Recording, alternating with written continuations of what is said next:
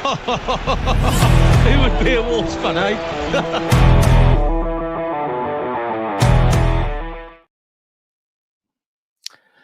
Good evening, good afternoon, good morning, whatever time you're listening to this, Wolves fans. Welcome to the latest episode of the Wolves Fancast. We're here in association, as always, with the Sports Social Podcast Network, FCquiz.app, and the Boston Coffee and Vending Company. I'm hosting tonight. I'm Ed. We've got Stu, we've got Eddie, and we've got Pricey all here to talk about the game on the weekend, the 3-2 loss to Everton. We've also got a couple of Everton fans joining us later on this evening to talk about their thoughts on the game and maybe their thoughts on our glorious club as we start the season with 3 losses in 3 games. Big thank you to Jafo in the background, who's done an awful lot of work getting the graphics ready for everyone. But I guess starting off nice and optimistic, talking about the game on Saturday. Stu, when the lineups came out, what were you feeling at the time? I wasn't that displeased, really. Looking at it, I mean, we said before last week, me and Luke's epic rantathon, that we didn't think Wolf was ready. And as that goes for the mess that we had at right back as well. And he had a decent game in the cup, old Jackson T. So, well, he deserved his chance to start at least. Front 3 picks itself because what the fuck we've got else to put there. So I wasn't massively surprised, and I think Santi Bueno kind of worked his way in as well. He's the one that hasn't dropped the bollock yet so far this season. Unfortunate for Doherty, who's not done much wrong, but you play people in the right positions as much as possible, especially in defence.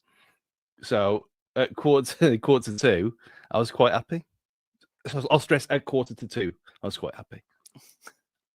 There's still a long way to go until the 3 o'clock kickoff. Then, Bryce, what were you thinking at the when the lineups came out around 2 o'clock-ish? Do you know what? Nowadays, the Wolves lineup, you just greet it with like just a massive shoulder shrug. You're on mute, I think, mate. Don't you? Oh no, I should be off mute. Can you hear me? Yeah. Yeah, I just think nowadays you just do like a massive shoulder shrug when I see the Wolves lineup, because there's not a lot we can there's not a lot we can do, is there really, with our lineup? I mean, Fosun have kind of deserves some kind of award for somehow dismantling a once great, exciting team that we once had, to build in the lineup that you now see before you for the ones that are looking on YouTube. The only one I thought that was a bit hard done by, as Steve mentioned, was Doc. I didn't, when it came to lineups, I was never once thinking Doc's got to come out of the team. There's no reason for that at all in my eyes. But to be fair, Santi was actually our best defender out of the 3 on the day. I mean, the only really positions that are up for grabs, João Gomez has got his position set in cast iron stone. He's not losing that position anytime soon. And then I'm glad that Hugo Bueno will come back on, because Wolf has obviously struggled in the first couple of games coming off at half time. So there's a bit of an adaptation period that he clearly needs. But other than that, I mean, the main point at the time was not having Strand Larsen up front. Hwang, well, it's a matter of public record what my feelings are about Hwang, but he's then literally, that's the only option that we had, unfortunately. So yeah, I just, when I was walking up to the game, and I looked at the lineups, just collective shoulder shrug, and went, oh, this is probably the best we got.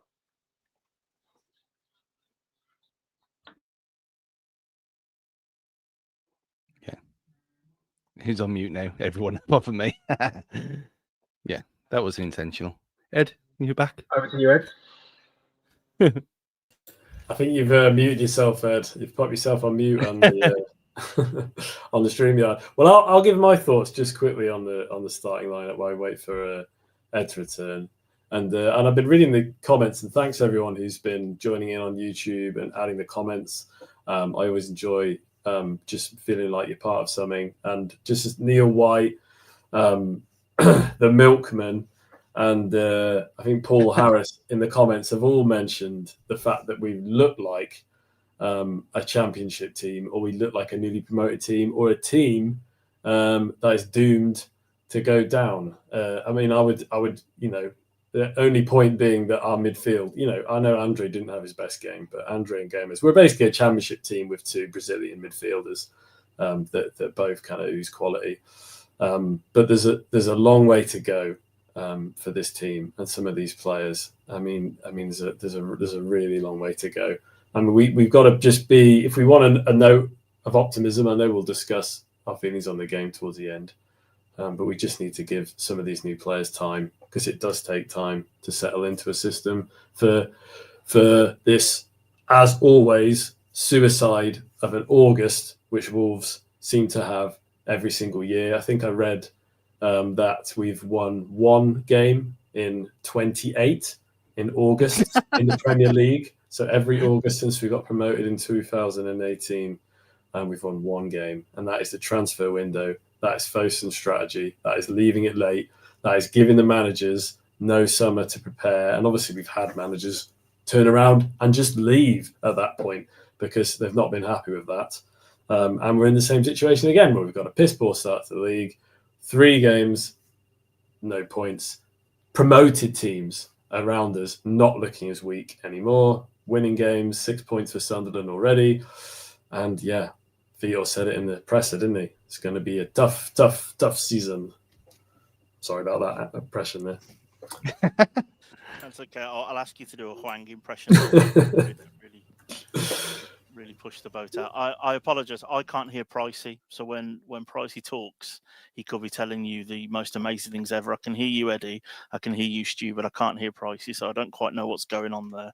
So I've tried to reset everything. But no, you've nicely segued us quite nicely there, Eddie, into talking about our midfield too. I'm wearing one of our Fancast t-shirts, which you can find on teammail.com/Fancast or something along those lines. I am a huge fan of these two, Joao Gomez and Andre. But the start of this season, Stu, it's looked a little bit toothless in the midfield, hasn't it? Yeah, and we had the discussions at times with where the glory days of Martinho and Neves, where they were too similar, and all the excitement had to come from wide and a pinged long pass every now and again because they weren't creative enough. And we have gone back to reverted to type, and you put two snotters with admitted a lot of quality there.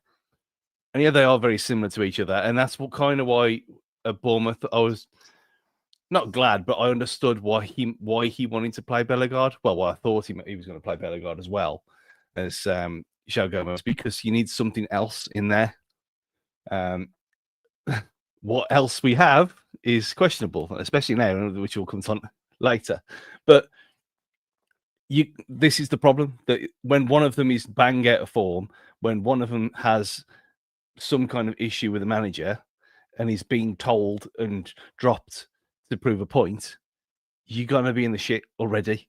And whether the whole thing was built around these two, and Agbadou to some extent, because the players that ended last season well, and 2 of the 3 have not turned up whatsoever after 3 games with no points, looking absolutely toothless in attack, where it came up a graphic on the Leeds game. I don't know if that's different now. I presume it's not, where we were the worst. We'd had 4 shots on goal, on target in 3 games. You think, yeah, there's a reason for that, because they don't get chances. And whoever you bring in, if they're not going to have chances, we're not going to score goals. We've had this before. We've had it for years. It was only when Teabag came in and changed it and we went chaos that things started to change. And is Vitor going to do that? Is he going to change philosophy and just go balls to the wall and think, oh, fuck it, we're going to concede anyway? Because we saw what happened last year when we did that. So I've had this feeling. I mean, someone mentioned there in the comments about them to being overrated. I don't think they're overrated. I think they're overrated in terms of, are they the best midfield duo in the Premier League? They're probably the best holding midfield duo in the Premier League, but there isn't many of them, and there's probably a reason for that. And if you're going to play through the middle, you need someone else, and we don't have them. Yeah, no, and I think a lot of frustration, and I know, Pricey, we sit quite close to each other in one of the family stand ultras, and there was an awful lot of people getting really, really annoyed at the fact that when Andre and Joao Gomez did have the ball seemed to go backwards an awful lot, and a lot of the ball tended to be in the back three. What were your thoughts on the midfield and maybe on the defenders having so much of the ball? This is where I get to just slag off Ed if he can't hear me. So I'm going to talk all about Ed, and we're going to pretend we're talking about Wolves. Yeah, you don't upset the family enclosure ultras. That's when you know you're gonna feel some wrath. Is when the lower Billy Wright gets on your case. Yeah, it's interesting actually. This Andre and Joao Gomez question about being too lightweight or even overrated. Because for a while there, I think probably last season, we were thinking we were on to these two beautiful Brazilian boys in the middle of the park, and they were getting into the Brazil team. And then obviously the question was then is, have we got the future of Brazil in our team, or as Brazil's standards sunk so low that Wolves players are getting into the Brazil squad on a regular basis? I think the problem is they're quite similar players, and they do a very similar job, and we don't really have what we could do is one of them in the position and then a creative player next to them. Whereas in actual fact, we have two of the same type of player. Added to the fact, when you look at our forward line, we've got Menezes is not technically creative or technically brilliant with the ball at his feet. Arias is still finding his feet in this league, and then on Saturday's point, we've got Hwang. So our creativity in the middle of the park and going to attack is pretty much close to zero, and I think we saw that quite a bit on Saturday. But I think Joao Gomez is still our kind of shining light in the middle. I think Andre is he's given off the air of someone at the minute who's a bit disillusioned with life at the minute. We saw that. We saw that Vitor's already made the comment that his effort in training has been lacking somewhat. On Tuesday after the West Ham game, I took a photo of him. Everyone else was celebrating. He's walking off on his own towards the tunnel.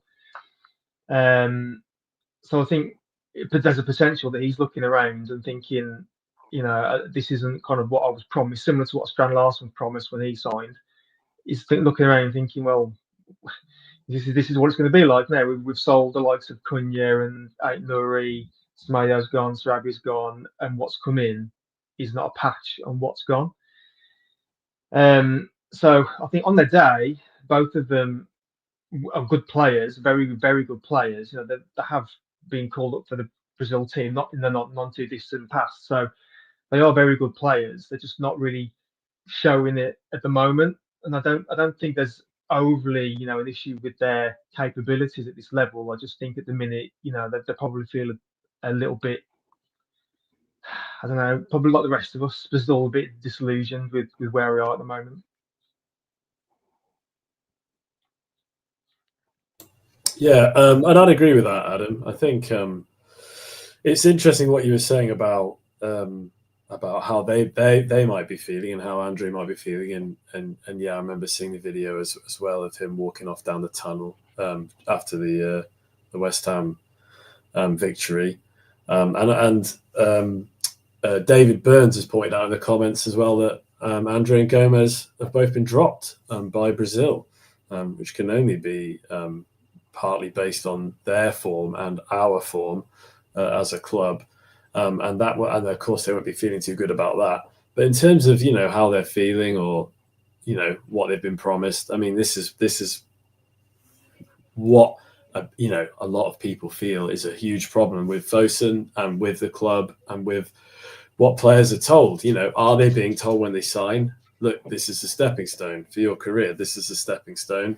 Look at Neto, look at Jota, RIP. Look at Ryan Nori, look at Cunha.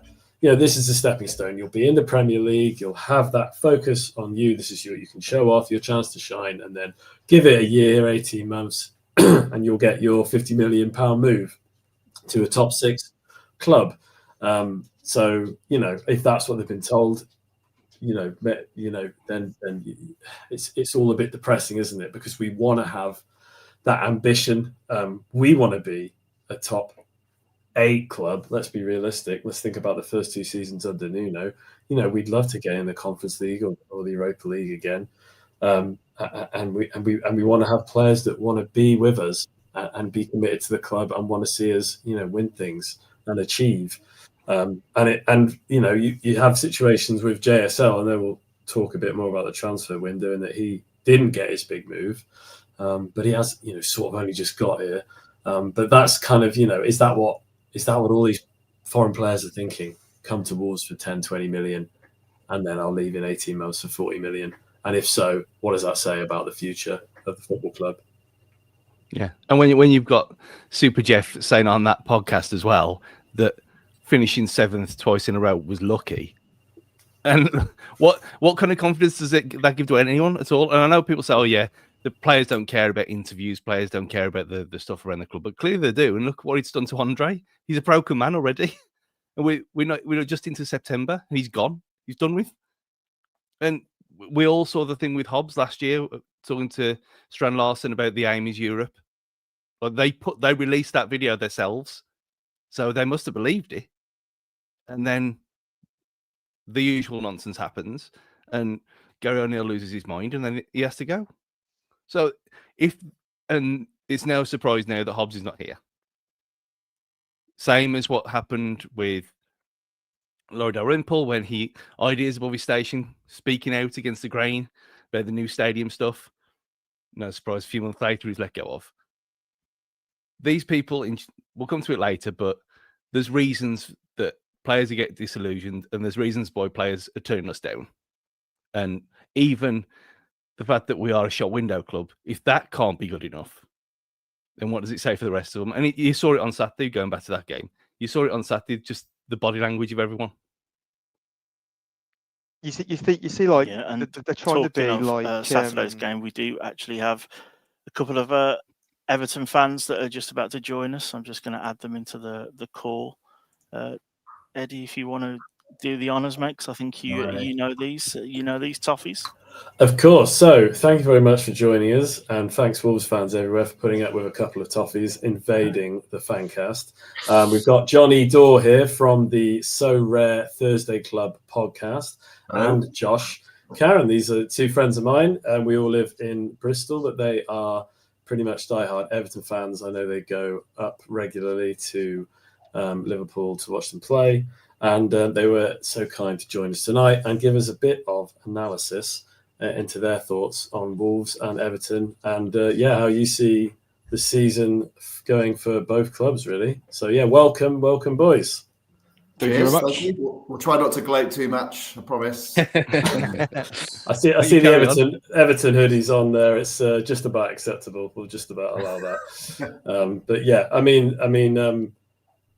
gloating aside, sorry, Ed. I'm sure you've got a nice introduction or some opening questions, but you must be feeling pretty positive, pretty optimistic after that match and after the start you've had and the window you've had.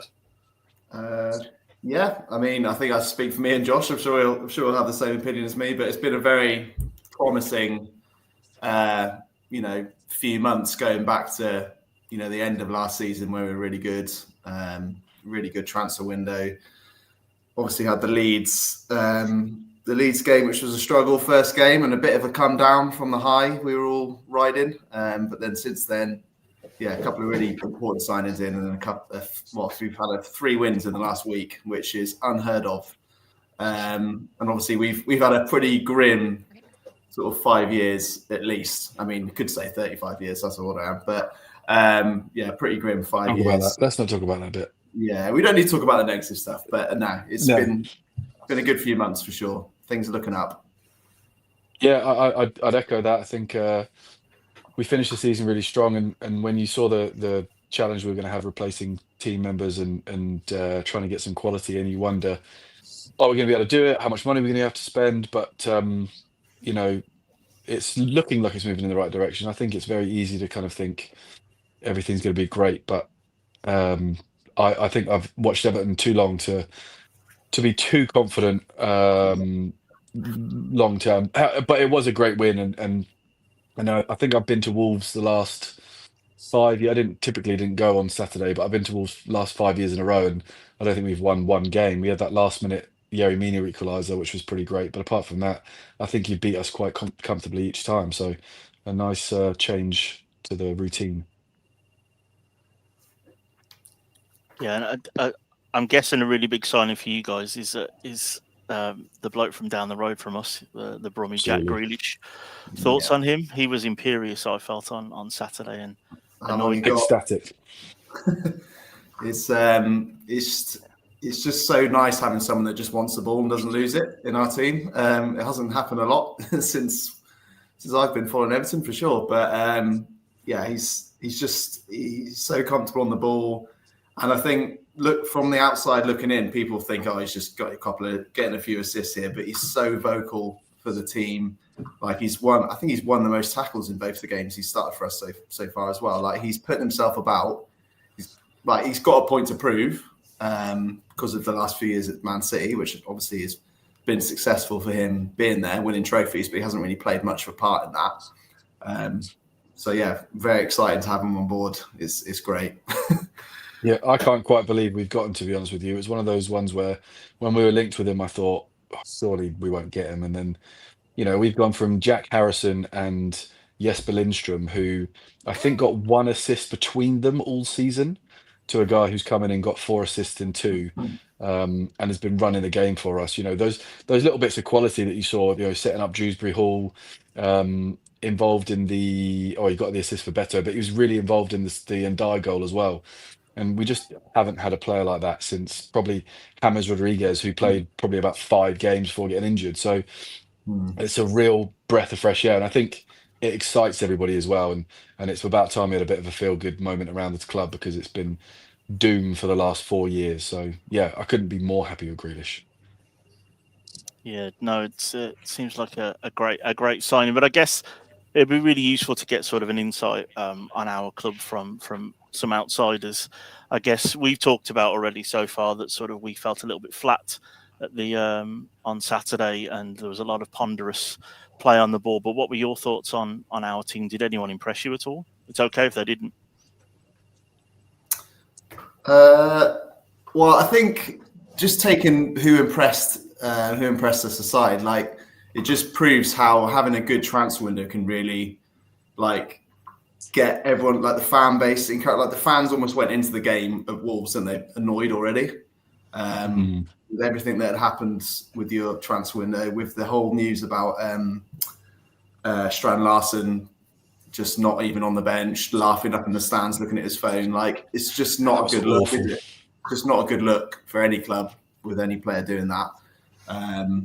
I think it just doesn't look good for the players that are there. They want to see positivity and stuff coming in. I think maybe that just started you on the wrong foot, potentially. And Everton's tails are up at the moment. And it's just, you've got some really good players for sure. And I've always thought Wolves have had good players. But yeah, I think... sorry.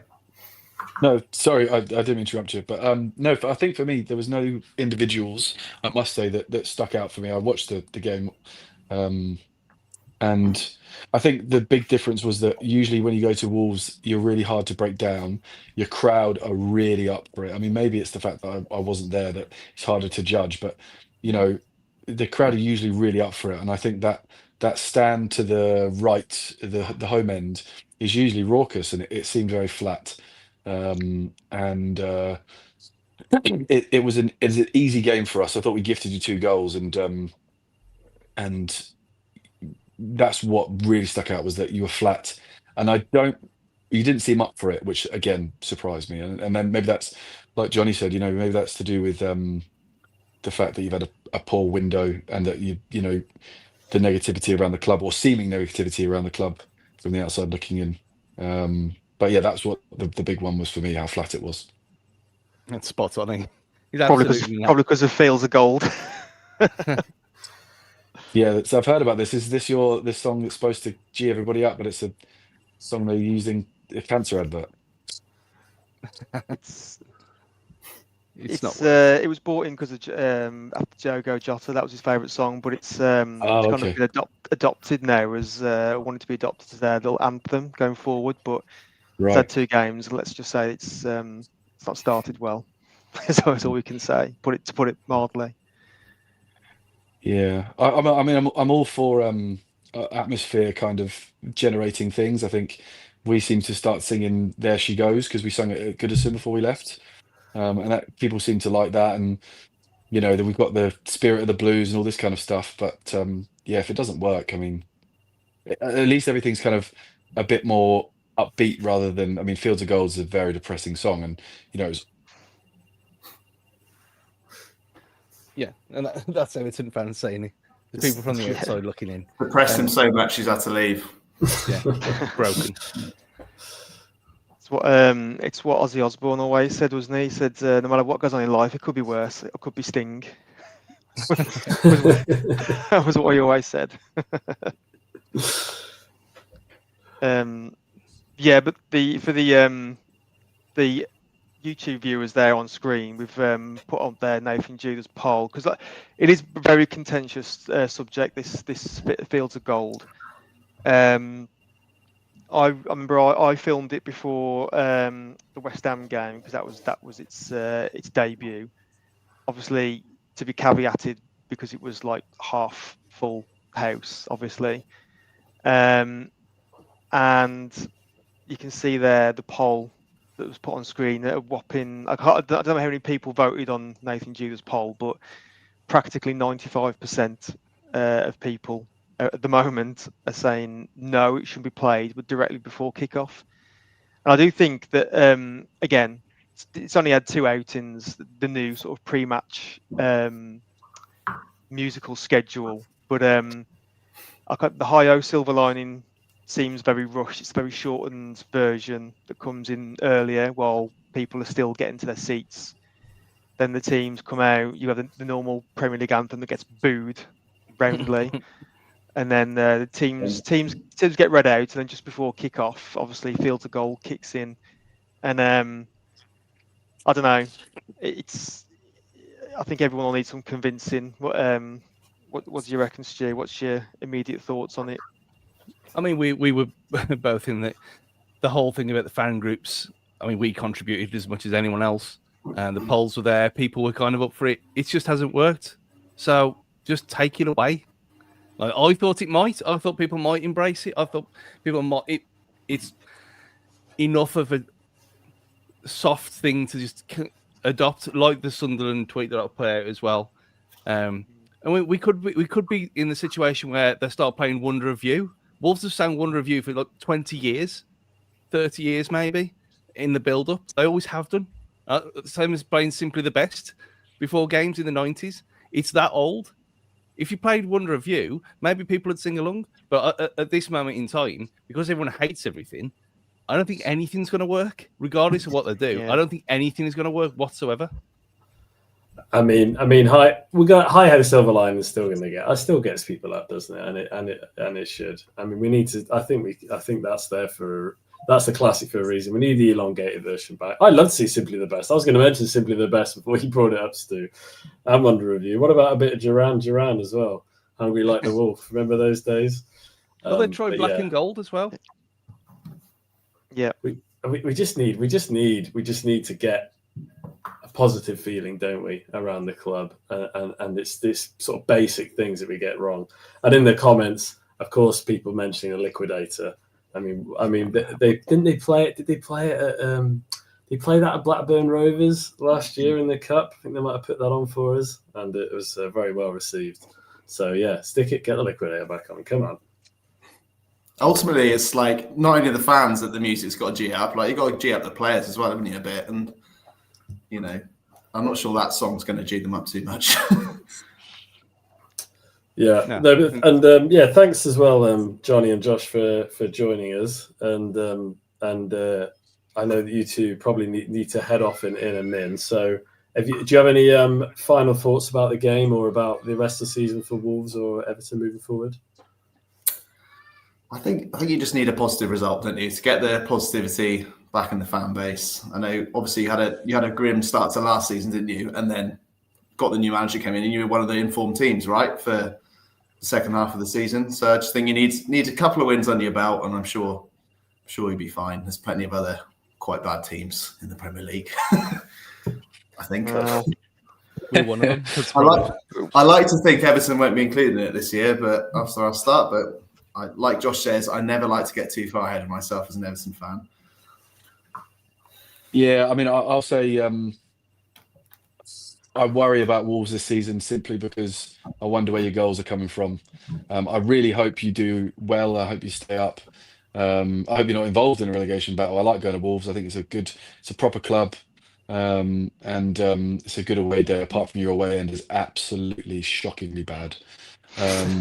But apart from that, it's a good one, and not too far from us either. So, yeah, I think you got to try and build some positivity. I think Victor Pereira he strikes me as a man who's a back to the walls kind of guy. He probably likes it when it's a bit rough and tumble. So I'm hoping he can pick you up and take you up the table.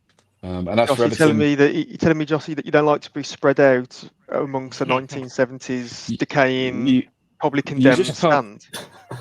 I listen. I'm used to Goodison Park, which is publicly condemned, absolutely. But it's the length that's being spread out. You can't generate any atmosphere. No songs last, and then you've got a running track away around the ground as well. The best bit is getting warmed up by the fire before the game. That's about it. Yeah, that's how away end should be, though. Away end shouldn't be nice. They should be bad, but they should be together so you can generate Our atmosphere. Newground's away end's way too nice. We need to have them up in the gods like they do at Newcastle. Yeah. I mean, at least when you're back together, if you sing a song, it stays. When you're in the Wolves away end, one person singing a song down one end. By the time it gets there, it's to the other end. It's stopped. So it's made to break up atmosphere, I think, which is a shame. But yeah, thanks for having us, and I do hope you stay up. Yeah, cheers. Thanks, boys, and Thanks, thanks for joining us, and yeah, good luck for the rest of the season as well. Up the Toffees. Cheers. Thanks. I don't know. Is Ed still with us? Pricey Stu, or is he dropped off? Are we forging on without him? I think he's been taken. He's been taken from us. Has he been removed? Has he been taken away? He has been gone, but we'll throw on without him. I mean, we must. I mean, I don't know if the YouTube viewers are watching, if we've got someone that's able to change the graphic, but I know coming up we're going to be discussing the transfer window. I think it's probably as a good a time as any to start bringing that up. Oh, here we. Oh, and we've got a few. We're looking at. Thanks for changing that graphic as well. I've got a bit of stats under Vitor on the screen, which I have not seen, which aren't making for too pretty viewing. What do you think, Stu? No, I mean this season's bad anyway, but it's kind of what we talked about at the start. It's just lack of creativity anywhere and shocking amounts of chances given up. And I don't think the chances given up would have been a problem going into the summer. I don't think anyone would have thought, oh no, Aguadou's going to fall off a cliff. Doherty looked okay last season, more than okay at times. We're naturally going to upgrade there. You got Mosquera coming back. And then what's happened, and Aguadou's gone, Totti's gone, and now we're in an absolute pickle. And you got Krejci coming in, who's now been earmarked for a midfielder as well. And the stats don't lie. The stats are there on the screen, and you know the average given up per game, and it's just bad, just bad all over the place. That's one thing that really struck me actually for the game on Saturday, just how much we just couldn't look after the ball. We just kept continually giving the ball away. I think was it Everton's? I think was it the Dewsbury Hall goal that came from just Agbadou just basically putting the simple making the simple pass to Tatsua difficult. So he had to overstretch to try and to get under control, lost it, and they went through and scored. I mean, we used to call him General Agbadu. He's definitely gone down to a private ranking this season because he's been, I don't know, it's a different player. We're sure that he hasn't been swapped out for someone else in the summer because when he came in, he was like an absolute revelation. I don't think there'd be any arguments behind that whatsoever. When Agbadu came in, he was like pivotal to Vitor's kind of uplifting form over the second half of last season.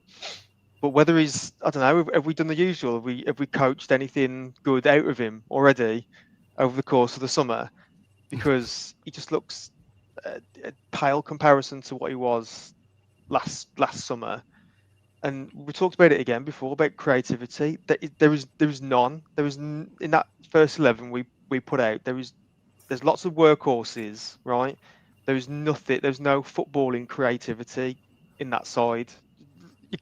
Everyone go back on the phones and look at the lineups again from Saturday and tell me where there was actual creativity in that team. The only one player you could think would create something is Arias, and I've said before, he's still finding his feet in this league. And I know it took someone like Cunha 6 months or so to kind of acclimatise to the league and what have you. Cunha was a lot younger than Arias when he's come in. Arias is, correct me if I'm wrong, is he 28? I think. Yeah, 27, 28, something like that. Something like that. So we're actually getting him at his prime. You know, we're the one club that's took a chance on him to bring him in at his prime. And at that sort of age, you would think that you haven't really got that much time to play with when it comes to acclimatizing, reaching the level that we need you to reach. You've got to almost be confident you're going to be hitting that ground running. But yeah, that lineup, there is zip in terms of creativity. It's like kind of like an old McCarthy workhorse-esque lineup. But then even he had like Kitely and Jarvis on the wings, and David Jones in the middle, someone to create something. We just don't have it there, unfortunately, there at all, and that's what's really concerning. Yeah, I mean, I agree, Pricey, and I mean, it's incredible to think Agbadu's gone from one of our players of the season to a player that's cost us a goal in every game, at least one goal in every game we've played so far this season with a huge error. And I mean, a whole sort of back line. I mean, if we have, as you say, we've sold Cunha, we've sold Aït-Nouri, we've got no creativity. Where are the goals going to come from? You saw the Everton lads sort of offering that comment up as well, and you know, but if we can't defend, we're really in trouble. We've got no rigidity. We can't stop the goals coming in. We're going to need to make some. Yeah, I mean, you know, I can see in the comments that I think I saw Perfected in Depth mention for Lopez. I mean, talking about a bit of creativity, talking about a bit of optimism. I mean, that is one sort of slightly shining light from the game. I will say that when Fer Lopez came in the second half, you know, he looked good. He moved the ball around nicely. He was good with the ball at his feet. He was direct. He was linking up nicely with Rodrigo on the right. He was looking to play through balls. He was looking to make something happen. You know, he almost reminded me, touch wood, of the way that Mateus Nunes, obviously, you know, we don't like him, but he could move the ball around. He almost reminded me of the way Mateus Nunes would move the ball around with his feet, or even, you know, Jack Grealish, in that he didn't look like he was going to lose the ball, and he was able to sort of pick those passes. So he seems like a good signing. You know, we haven't seen the best of Arias, have we? We saw him. What did he get last season? Something like 27 or something goals and assists in Brazil. So we know there's a player in there, but it's whether we can put him in the position he wants to be in, and whether we can start creating those links with Lopez, with Strand Larsen when he's back from his Achilles injury. You know, because we saw it against West Ham. You know, we scored 3 goals that night. We won the game. Obviously, they're not the best team, and you know, Everton gifted us a couple of goals as well. But you know, there can be goals there, but we've got to shore up this defence as well.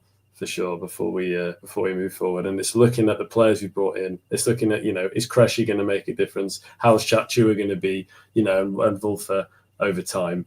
And yeah, is this new Arokadare? When he's match fit, which I've heard he's not. What does he have to offer? Yeah, we'll get into that in a sec. I was just going to say about Arias, as one of the few people that watched the Club World Cup religiously and got quite addicted to it. He didn't play where he plays for us, obviously, because that would make too much sense, wouldn't he? He was more of a roaming number 10. And you looked at in that West Ham game in the last 10 minutes when he was left alone to just do his own thing, how good he was. And he's not going to be as effective. And it's halfway through his season as well, remember, because coming from that part of the world, they play calendar year rather than the European way. So he's up to speed fitness-wise, but like Eddie said, you look at the pace of the Premier League, everyone adapts differently, especially someone coming later in life for a footballer-wise, and then playing him out of position in a team that's awful. You're looking at like November, December time by the time it clicks for him, if at all. I mean, I jokingly called him John Legend when he signed, and I was really excited by him. And he's obviously got close control. He doesn't have much pace, but he's got strength. You think the Premier League should work for him? But when you've got players around him that are useless, and you've got Manetzi, who does Manetzi things, and then Hwang as well, you kind of on a high into nothing. And when you've got no one to play off, I think that kind of highlights the issues that we had, like what Pricey said, how blunt everything is. And when everyone said in the comments, you take Cunha away, it puts extra pressure on everyone else. And, Vito's frustrated on the screen there. Disappointed how the game started. Errors again, costing goals. Strategic patience, tactical maturity, none. And like we can all say, yeah, that's kind of on you, but these are grown men. They're not kids. The kids haven't even played yet. These people should be able to do what they're told, and they're just not doing it yet. And Agbadu's almost gone Jamie O'Hara like in his levels of evil. Whereas you look at him on loan compared to now, different player. So should we go on, Price? I was just going to say, I do think that the probably last words on the game really. Fer Lopez was an exciting addition. Fer Lopez had played quite a lot in pre-season. When I went to the Girona game, he played like pretty much all of that game, quite a lot of that game. He looked quite positive when he got the ball. He was always looking to go forward. Not everything came off. That's part of the course. Now, pre-season, you're trying things out, but when he come on Saturday, he was really. You could tell that was like the actual bit of creativity and football technicality that I was talking about earlier. He had, he was showcasing that, and then at the same time, Rodney Gomez come on as well, and he's just like a bundle of energy up and down the pitch. Fantastic. We've got Chachua in there who's also like shit off a shovel on the right wing back position. So I'm not sure where Rodney Gomez fits in long term, and if he's going to switch wings if Breno doesn't work out or Wolf doesn't work out. But he's a good player to be able to bring on when we get into the closing stages of a game for like an absolute bundle of energy to go forward. And then obviously he got us our consolation through some really good movement. He pounced on, I can't remember who the Everton defender was, who was a bit lax in not getting across to the ball, but Fer Lopez was instrumental in setting that move up. Good close ball control, spreading the play out wide. So we do have some creativity in the squad. It's just at the moment, I know we're only 3 games in, but that starting team on Saturday was just devoid of anything. But we have got some options on the bench, and interested to know how and when the new signings will fit in as well. So that should segue us nicely onto the transfer part of the show. Well, before we get to the fun part that everyone's just going to fast forward straight to anyway, we all know this. We're on to you. Quick ad break, then back, and then the fun can begin.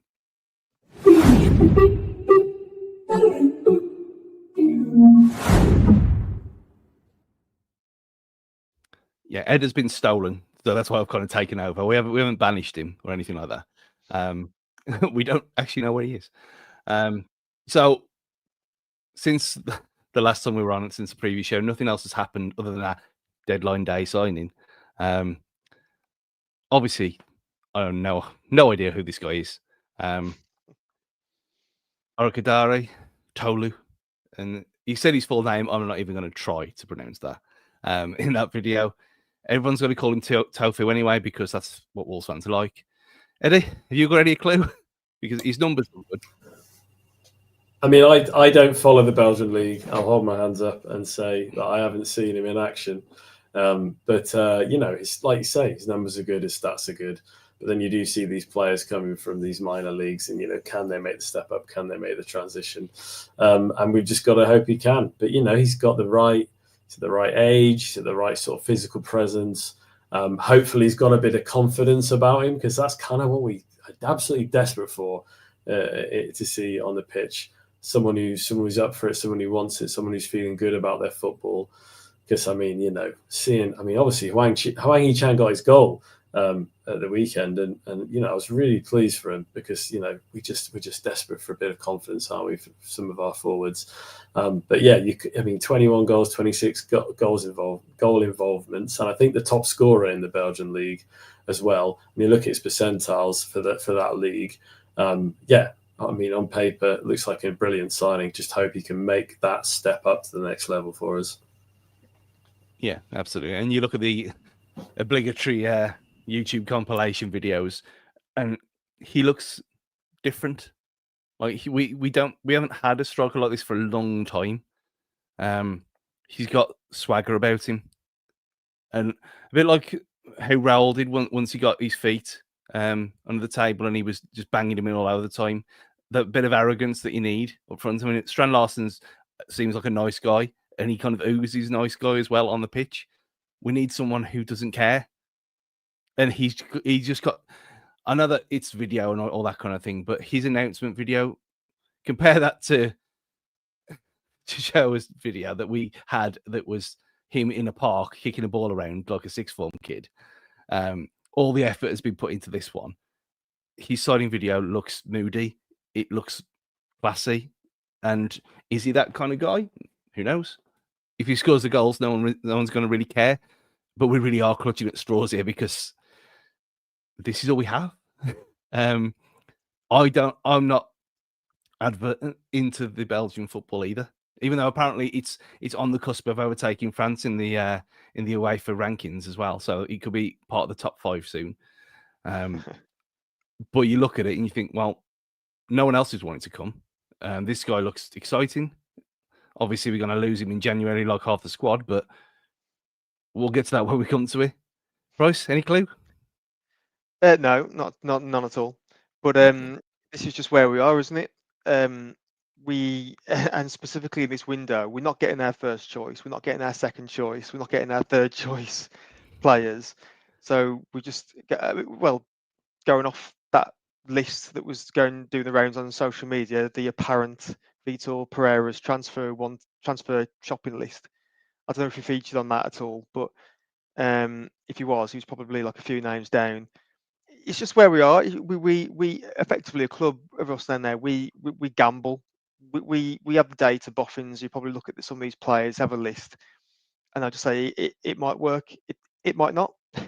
That's unfortunately the club want us to be. The club have in mind of us being like a Brighton or a Bournemouth, where we buy low, sell high, but the players that we bring in again to buy low are actually still good, whereas we sell and the players we bring in might not be as good as what we've just let out for the door. That's kind of where we are initially seeing ourselves at the minute, and what was there, with their net spend being in the positive yet again. This guy, I probably, like many people, have been onto Transfermarkt and gone through some of the stats. So 17 goals in 30 games last season. On the face of it, that's good. We're buying someone who, at a decent level, UEFA Power League rankings apart, or whatever, at a decent level, he knows where the back of the net is. Which is a good thing. Whether this guy ends up playing with Strand Larsen, as the old twin tower attack between JSL and Tolu, rather than now Sassa's going off to parts unknown. Don't think we even know yet where he's gone or going to go. But I mean, all we want is we want someone who knows where the back of the net is. Gives us another potential option up front as well. God knows that we need it right now. So it's really hard to judge, isn't it, for us at the moment, for people for non-football perverts that don't watch all the European leagues and know everything about everyone. It's hard to kind of judge. All we can go off of these stats and just kind of make a judgment call on how good or might not be. Could be a Frankowski, could be a Jimenez, who knows? Yeah, and you've had strikers who've scored decent goals for the lower end La Liga teams, and they've been absolutely wanking Scotland and still go for 20 odd million quid. So we just don't know, do we?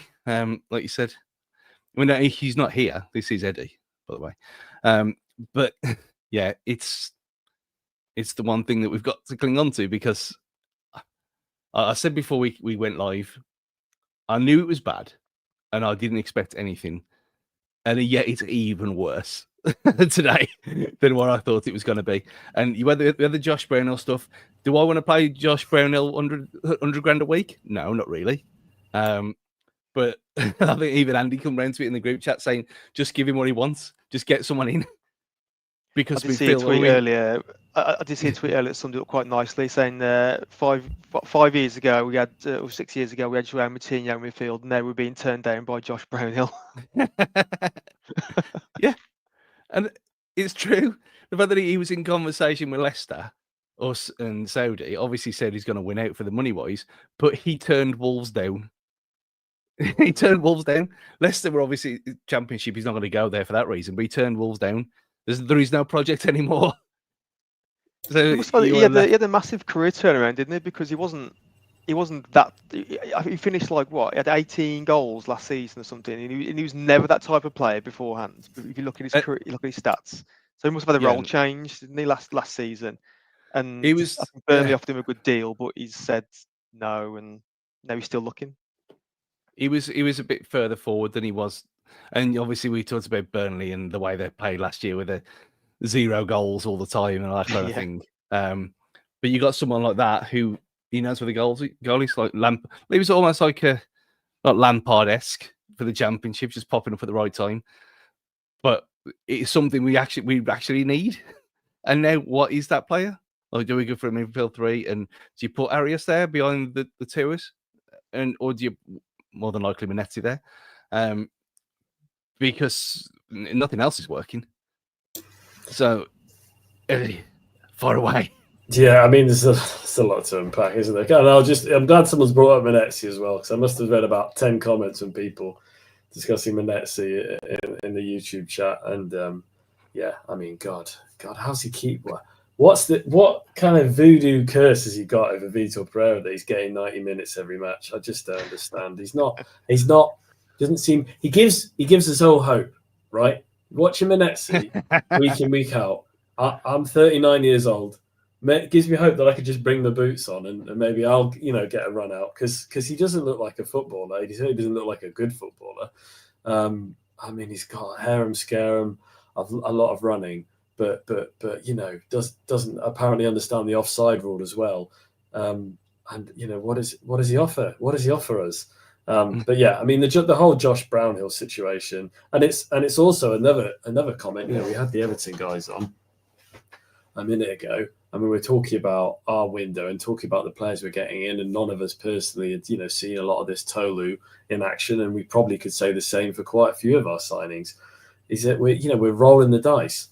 We're rolling the dice on replacing Semedo, Sarabia, Cunha, Aït-Nouri, Premier League quality players.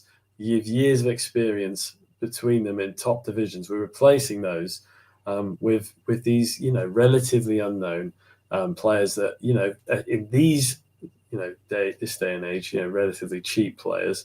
and where's that going to get us, and how quick are they going to bed in? I saw some tweets saying, look, if we can get a couple of wins by Christmas, it would have been a good start to the season.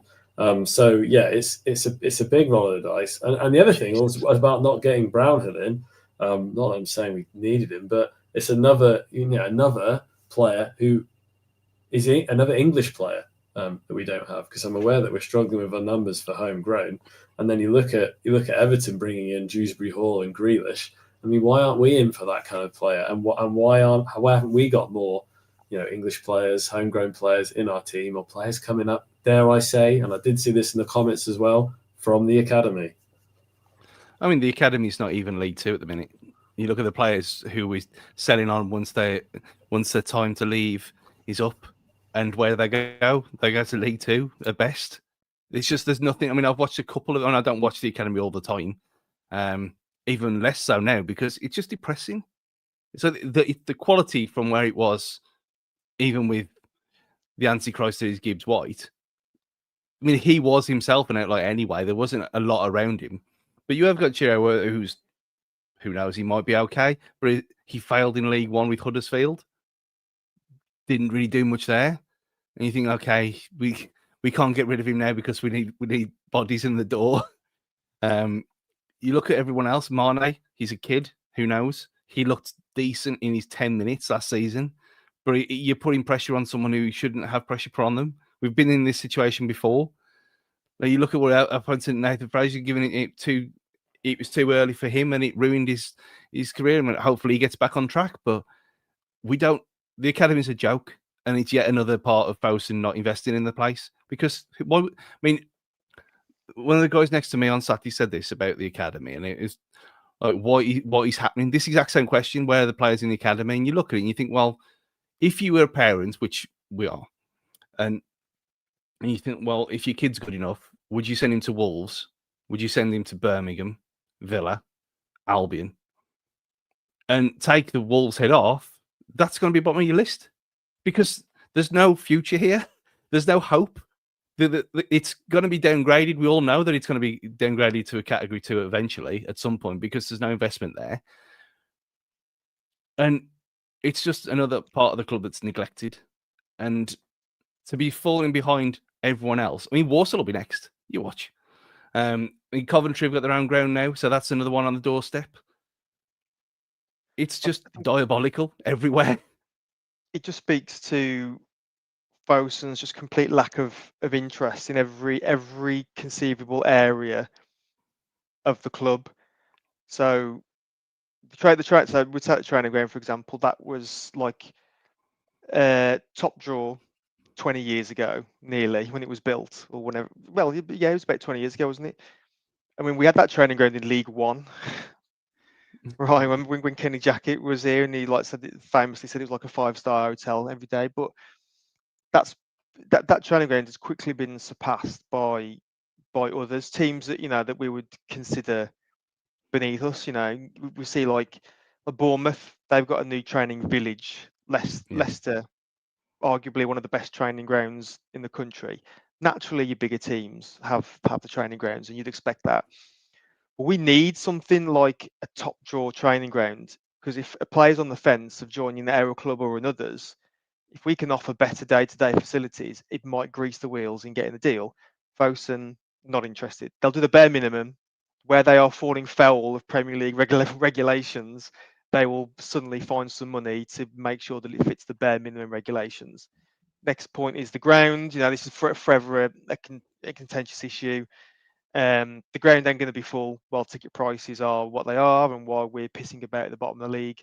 So the ground's just, it's not, they don't want to do it, and nor would we fill it anyway. But it's just crap when you go to other grounds in the country, nice grounds, and you think, well, it would be not. We are, funnily enough, we are owned by £1 billion conglomerate firm. It would be nice if we could have a nice stadium to reflect, we are a Premier League team, but no, that's not coming. And then nextly, with the squad, the players, for the last, let's say 5 years, Fosun have tried to do it on the cheap. Chinese Mike Ashley, as I've always said, they're just trying to get by doing the bare minimum. and twice it's come and nearly bite them on the arse when they've had to bail us out under Lopetegui and again last year. And even when as soon as they bailed out Lopetegui, they sold loads of players from underneath him, and then he walked. They just want to do the bare minimum. They don't have any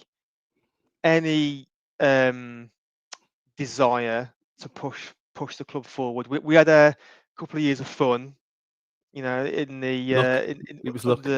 and luck and our fair share of luck, according to Mike Ashley. Now that couldn't be further away now. It's almost like he had a realization at some point that actually no, I don't want to get us into that position of committing all the funds required to do that. No, just as long as we finish 17th or anything above that is a bonus. But unfortunately, that's what's creating the apathy that we've got now around the club. And like I say, anything that we do, it just exacerbates it further. Let's try and get a new anthem going, Fields of Gold. Everyone's head's gone with that. Ticket prices going up while we're watching 11 workhorses on the pitch, no football technical ability, no excitement. It just creates just the complete apathy that we're in now, unfortunately. And it's sad to see. And you have things like this.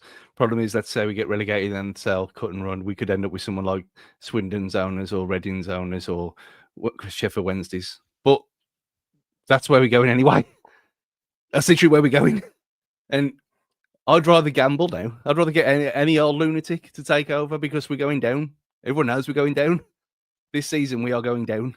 And I think Nathan Judah's breakdown of, he might not be spot on, but it's as good enough. Cunha, Aït-Nouri, Fabio, Guedes, Semedo, Sarabia, wages saved, total 119.2 million. Players in, Sven Larsson, confirmed. Lopez, Krejci, loan fee, Arias, Chachua, Wolfer, and Tolu. 105.7 net profit, 13.5 million quid net profit for a Premier League club. You don't get profit. You don't make a profit in the Premier League. Everyone knows this. If you make a profit, you go down. And there's no surprise that you look at the clubs who have made a profit, they have all gone down. And by making a profit, that means there's 106 million quid they could have put in themselves if they could be asked, like every other owner would, and find little ways to get around PSR, which they lied about for years. Nah, bollocks to me. It's person on the cheap. That's exactly what it is. And for all your fun and games, Eddie will come to you because we've got another lunatic who's entered the chat. And so, Eddie, fire away before Luke gets involved. Well, I know that Ed, at the start of the just to play devil's advocate, and well said, by the way, Adam, Pricey, and Stu. But I will just play devil's advocate, and just for a few of the people in the comments as well, and just try and put my positive hat on, just to speak a little bit more positively about Wolves and the window and the future, and think about some of the things that we have got maybe to be a bit more optimistic about. I mean, at Everton, there was the big chant, back the team or sell the club, back the team or sell the club. And we've seen from Judah's tweet, we have spent the money.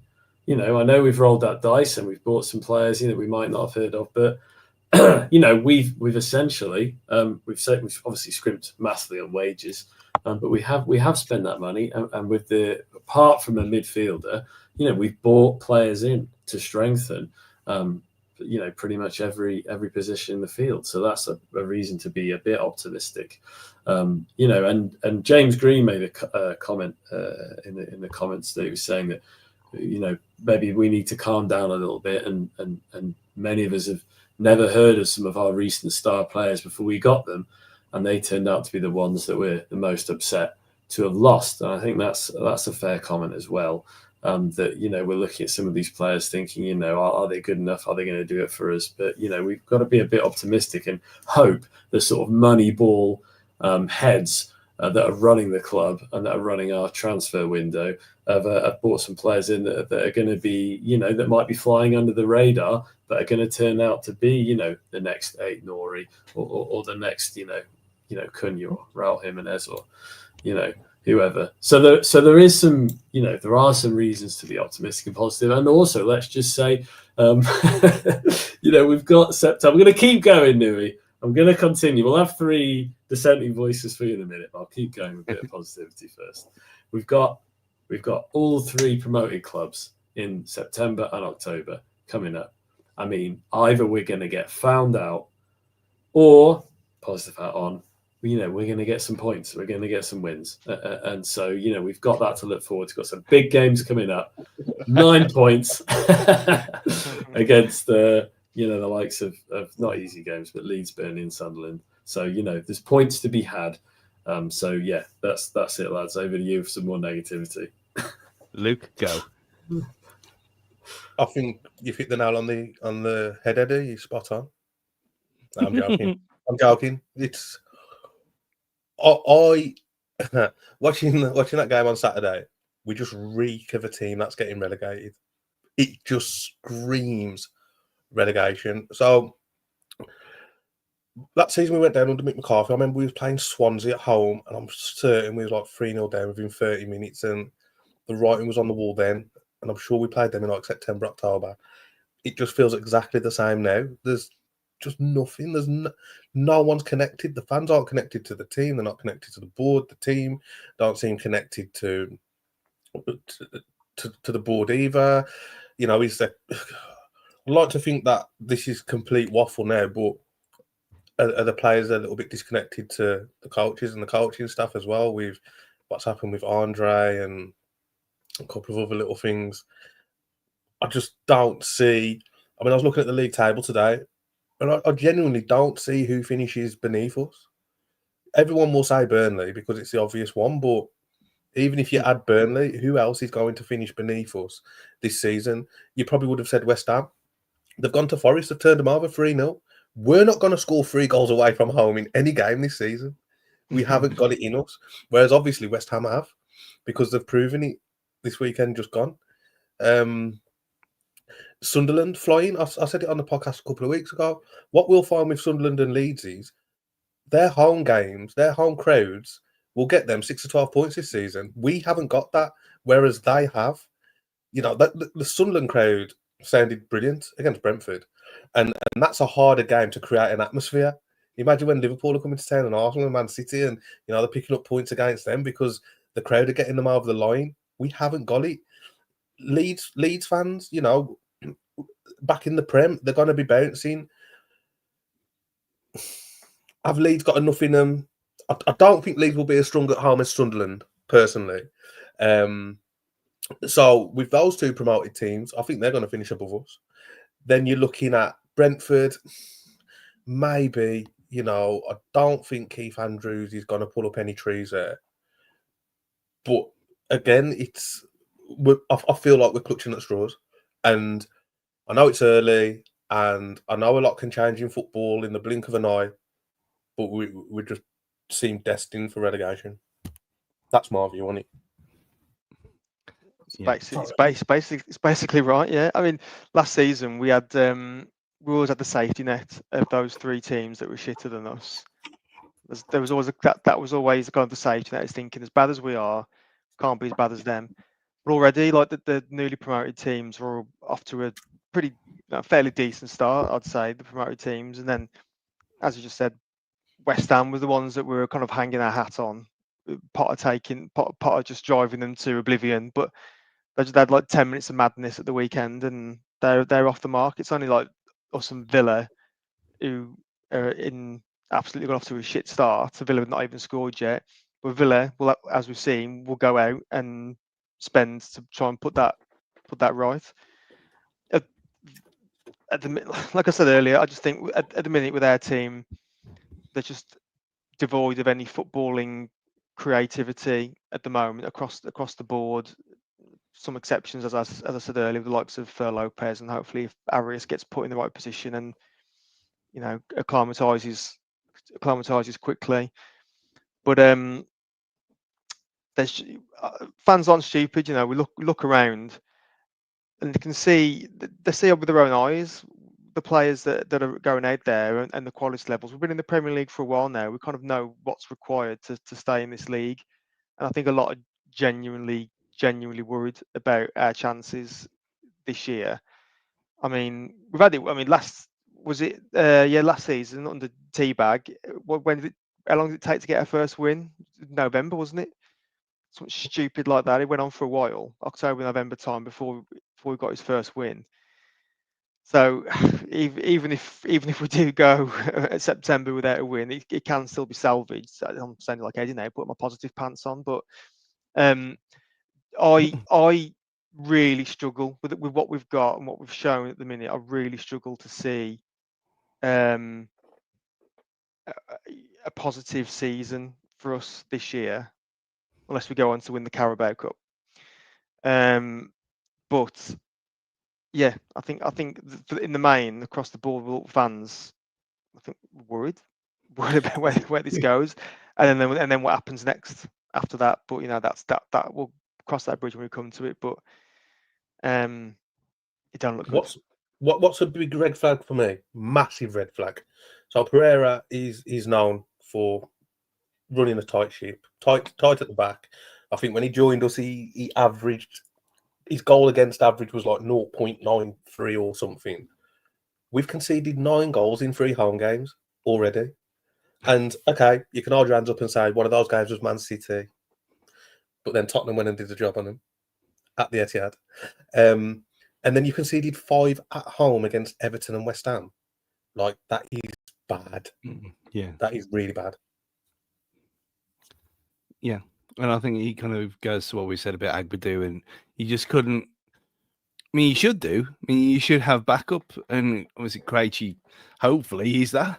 And you're gambling on someone coming from that league who's had 1 year there, and yeah, they didn't want him to go, but we're going to be paying that massively over the odds to get him here, even though he's on loan with them, and we'll sort that out next year. But then you're relying on who? Mosquera?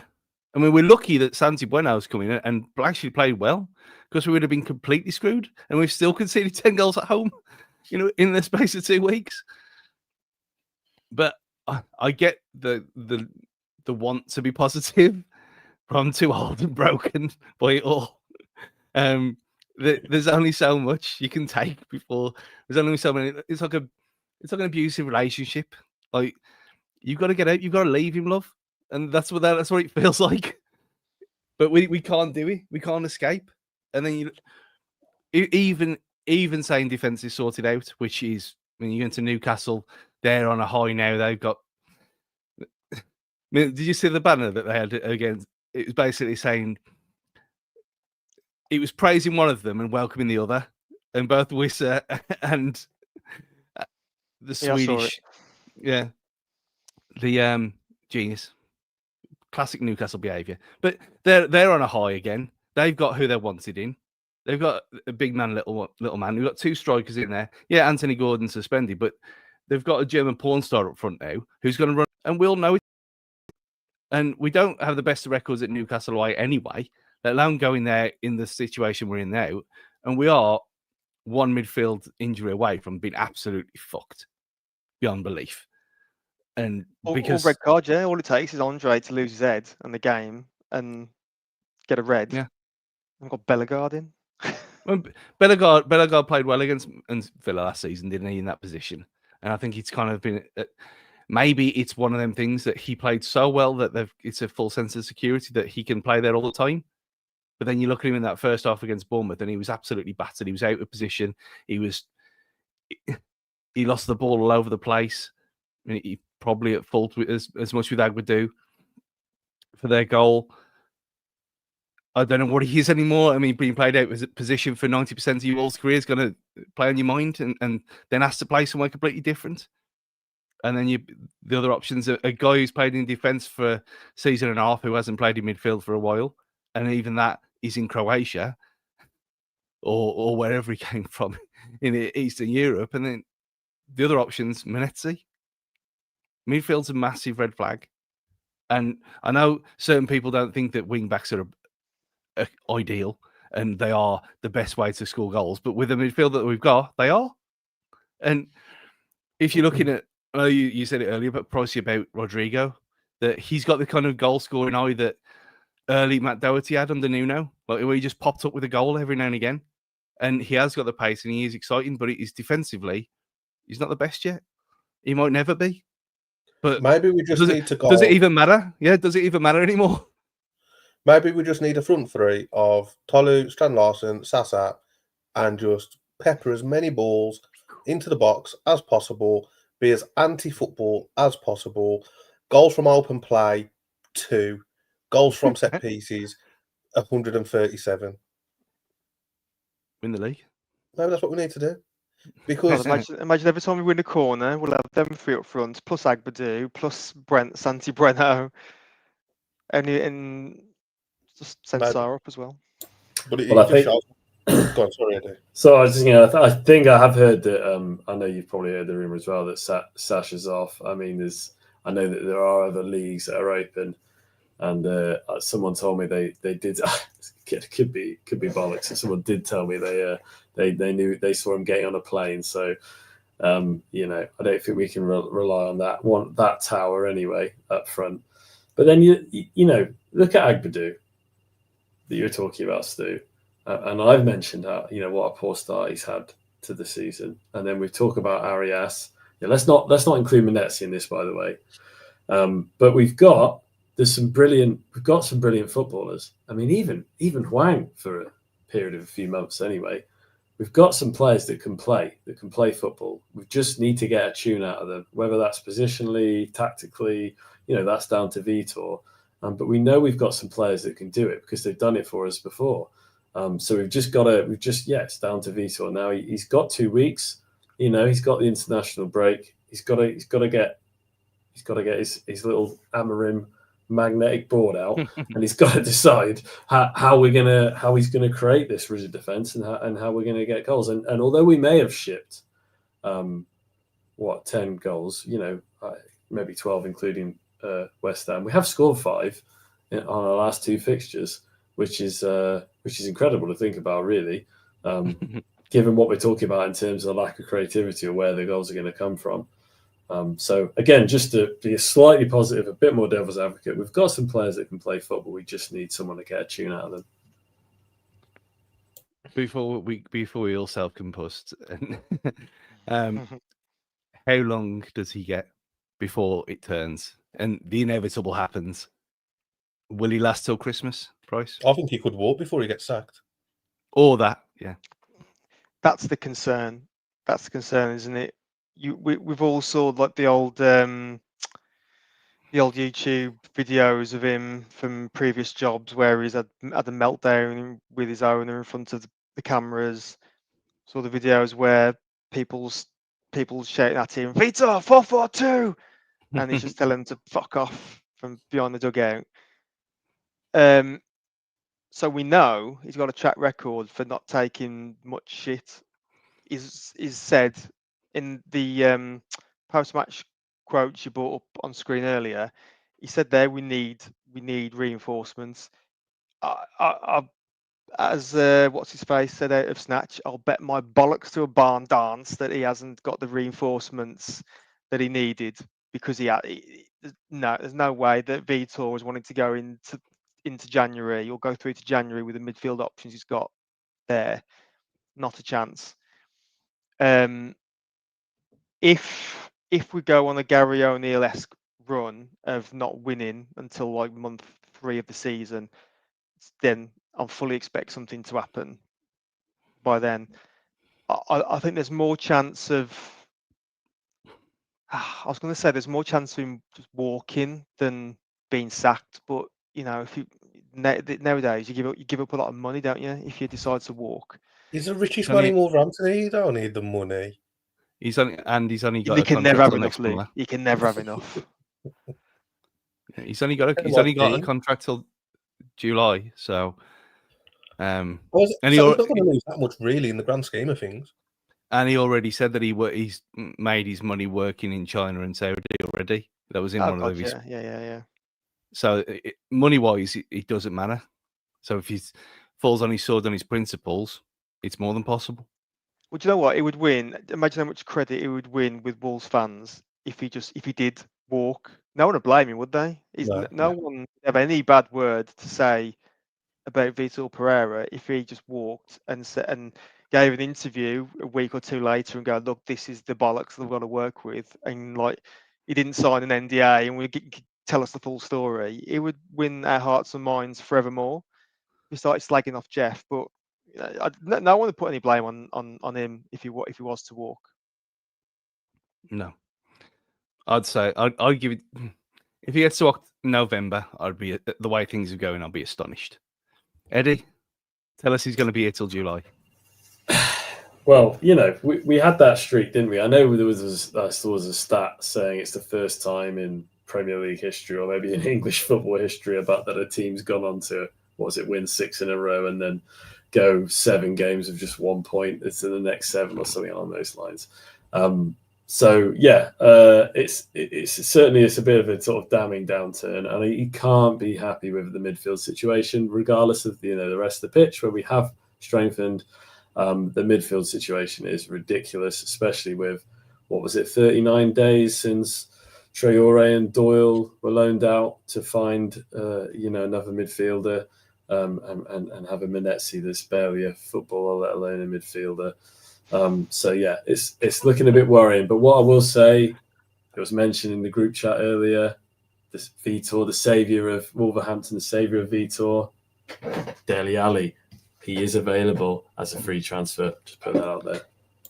And this is where we are. The fact that we're seriously considering Dele Alli after what he's been through, and that he's a broken man, that he's been on video crying about it. It's terrible situation to be in. But he's not a footballer anymore. He hasn't been a footballer for about 3 years, and he's the best we can hope for now. This is where we are. Oh dear. Has Oxlade-Chamberlain gone anywhere? No, not yet. What's fucking Steve Froggatt up to nowadays? We're going to be getting on the old free transfer list on Football Manager and just seeing who can we bribe to get in with a massive signing on fee. Sort by contract status expired. Yeah, I went on transfer market about midfielders. There isn't much there, bruv. Not at all. It's a mess. Absolutely. It's a good point that's been raised, though. The fact that in regards to the midfield, that Doyle, I can understand why he went out on loan, because Vitor never rated him from the minute Vitor set foot in the club. Did he? Didn't like him. Didn't think he was mobile enough to play midfield. Had him training or trying to retrain as one of the front three, but let's face it, he wasn't going to play there, was he?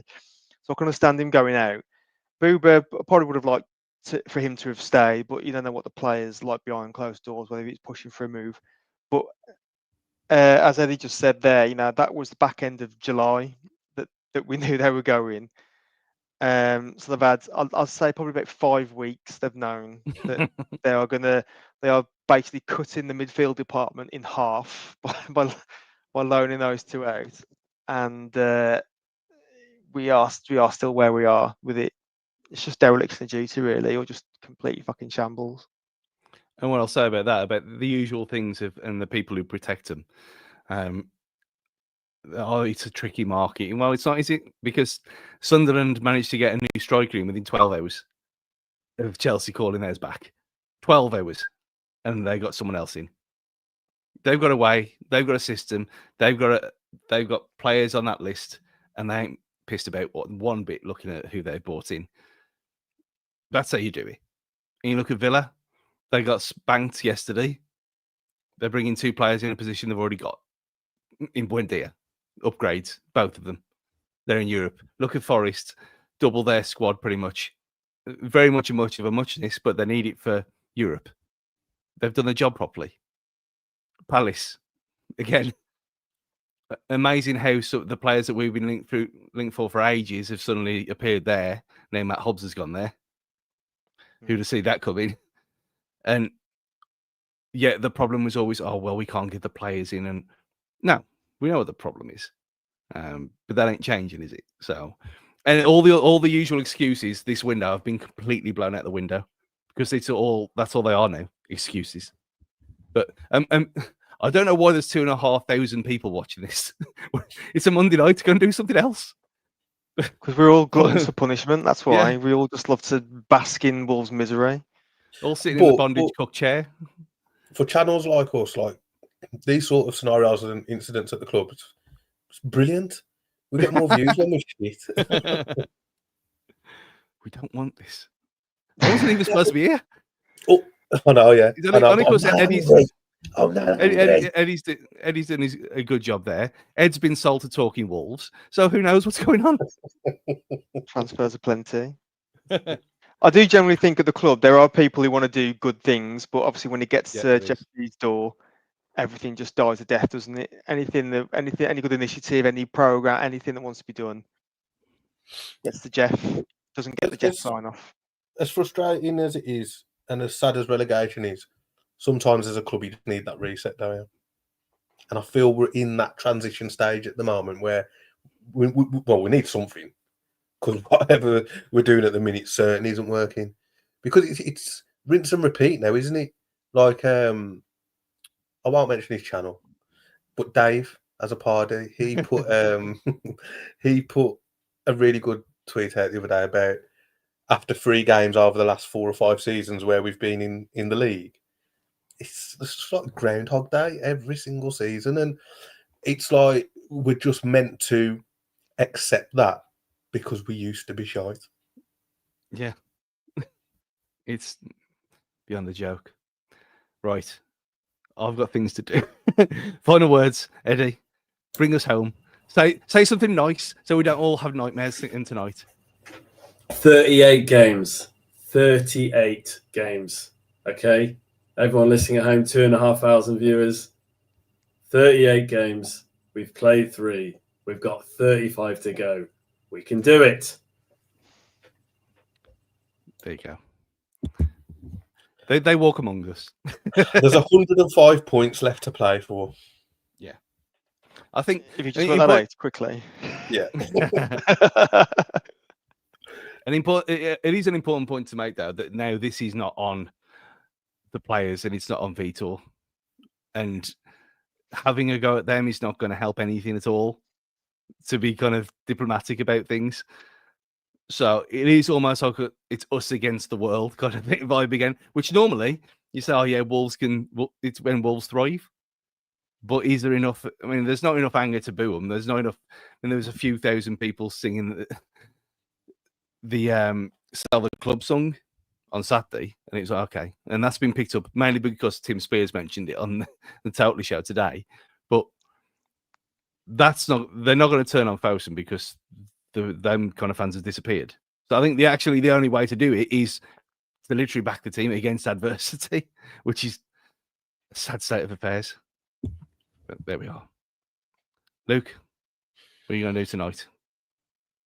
Oh God, I've got a lot of stuff to do on the old game system, mate. So yeah, we went 2 hours last week. I ain't doing it again. It broke me. It broke me as a man. Right. So Luke, goodbye. Eddie, goodbye. Pricey, go on. Final words. Well, at least it's the international break, so we don't have to have our weekends ruined. And the upcoming weekend, we can everyone go and do something fun this weekend. Go and do something that's not Wolves related. Don't look at Wolves Twitter. Just go and do something fun. Go and get on your bike or go for a run or doing. I was going to say something a bit nefarious then, but I won't. But just do something that you enjoy, and then maybe when we return back for the next game, things might be different, but it probably won't. Yeah. Watch K-pop Demon Hunters. It's a lot better. Goodbye. Clubs come on, and then Strand Larson. You can't sell him, can you? Strand Larson, whoa! Strand Larson, whoa! If you're Newcastle, you ain't have him. You're not going to buy him off it. No.